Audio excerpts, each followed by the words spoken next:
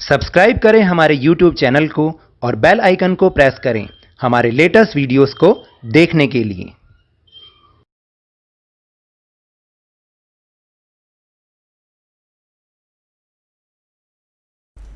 Hello and welcome to Lavneesh sir की class.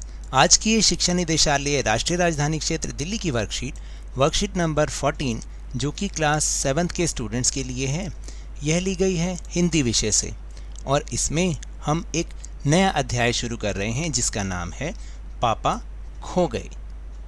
तो देखें, बहुत ही अच्छा पाठ है ये। तो मेरे साथ शुरू करते हैं और समझने की कोशिश करते हैं। हमारी कल्पनाओं का संसार बहुत ही विचित्र है, यानी बहुत ही अद्भुत है। जब हम कल्पनाओं में खो जाते हैं उस समय हमारे चारों ओर जो भी निर्जीव चीज़ें होती हैं, कल्पना के संसार में वह बोलती हैं, चलती हैं, नाचती हैं। कल्पना के बादलों में उड़ते उड़ते आपने भी ऐसे अनुभव किए होंगे। प्रस्तुत पाठ पापा खो गए एक नाटक है, वो भी फैंटेसी यानी कि काल्पनिक घटना, यानी सब हमारे मन की घटनाएं जो हम मन में कुछ भी सोच लें।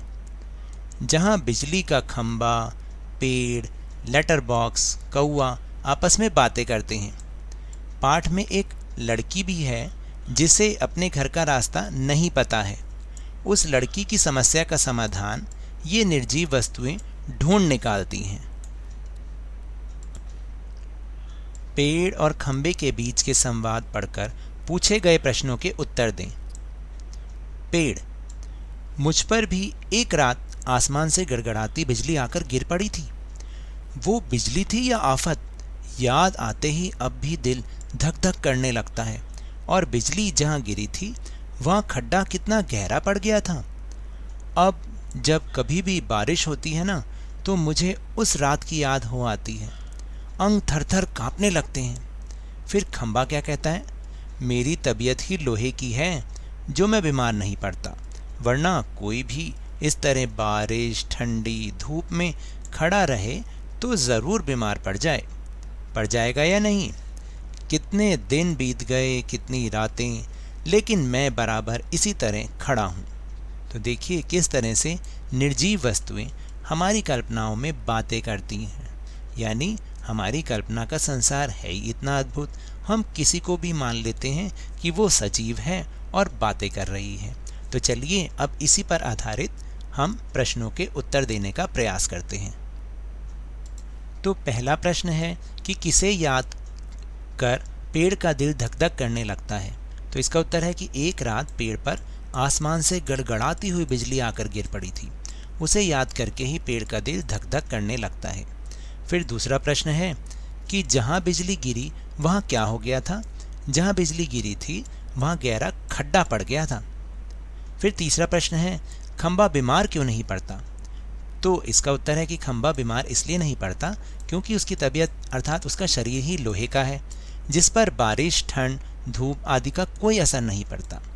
उसके बाद प्रश्न नंबर 4, कौन कई दिन और रात बीतने पर भी ऐसे ही खड़ा है? तो इसका उत्तर तो बहुत सरल है, खंबा। फिर इसके बाद एक मज़ेदार गतिविधि है। गतिविधि ऐसी कि आपको भी इसको करने में मज़ा आएगा। आप भी किन्हीं दो निर्जीव वस्तुओं के बीच संवाद अपनी कल्पना से लिखिए। यानी आपके घर में भी बहुत सारी निर्जीव वस्तुएं हैं, आप सोचिए कि वो आपस में बोलती हैं। तो अगर आपस में बोलेंगी तो क्या बात करेंगी? यहाँ पर मैंने अपना सुझाव दिया है। यह संवाद अलमारी और कुर्सी के बीच में है। अलमारी: और बहन कुर्सी, क्या हाल चाल है? कुर्सी: बस बहन, ठीक है। आजकल मुझ पर दबाव ज़्यादा ही पड़ने लगा है।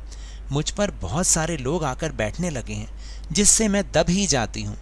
और तुम बताओ, तुम इतने समय से ऐसे ही खड़ी हुई हो, वह भी एक कोने में।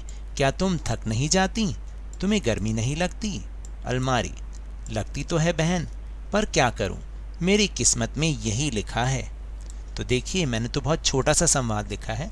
आप इसे अपनी कॉपी में अच्छा सा लिखिए, थोड़ा सा और बड़ा लिखिए, ताकि आपको भी मज़ा आए और आपके सर या मैम जब इसे पढ़ें वो भी खुश हो जाएं।